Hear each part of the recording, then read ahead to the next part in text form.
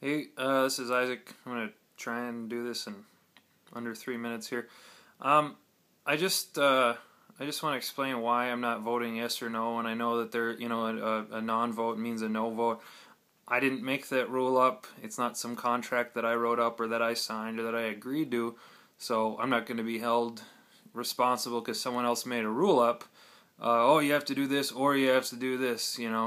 If somebody hands you a grenade and a pistol and you got to use one of them, and I mean, there's still the walk away option. That's what I'm kind of doing.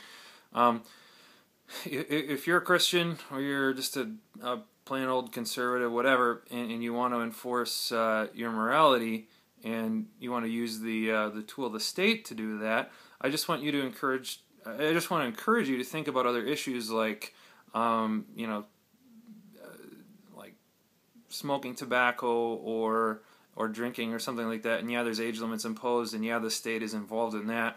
But if you want that to be banned in your own home, go ahead and vote yes on the marriage amendment, and vote that the state can tell people who they can validate their marriage or who they can deny it.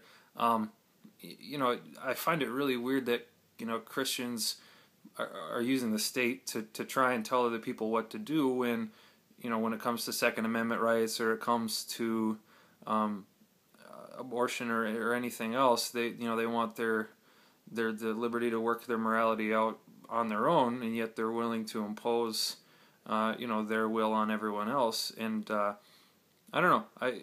Marriage is, I would say, well, historically, it's was established by God before sin. If you adhere to the biblical worldview, and it definitely existed before the state. So if anyone has rights to it, it's probably the church, and even more so the individual. Ultimately, that's who all rights belong to. They don't belong to groups; they belong to individuals. So, you're trying to legitimize, your worldview by running through the state, and that's what both sides are doing. They're saying, "Oh, I need validation, so I need it to be written on this special sheet of paper for it to be true." That's on both sides. That's why I'm not voting either way. I'm not going to vote for Christians to legitimize one man and one woman. I'm not going to vote for homosexuality either, because I don't see this state as the enabler either way. I have my personal beliefs, but I don't need them legitimized by the state, and I also don't need to delegitimize somebody else's view using the tool of the state. And you can say, oh yeah, well, it's a sin. And I say, yeah, so encourage people not to sin. Don't outlaw it. If you want to encourage people not to murder, you're not going to ban guns or gun registration or anything like that.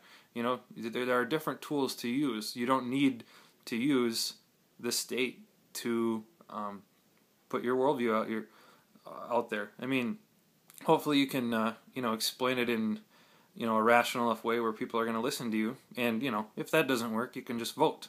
So if you have criticisms of my worldview, put them out there. You can name call and you can demagogue and you can say, oh, you're an idiot and your vote's going to count as a no, or your non-vote is going to count as a no. But I didn't make the rules up, and I'm not going to be subject to somebody else's rules on this. So when I vote in November, and I leave that portion blank, it's not because I'm going to vote no. It's because I don't recognize them as the legitimizer of marriage, and that's the end of it. And if you can't see beyond that, well, keep looking. Thanks.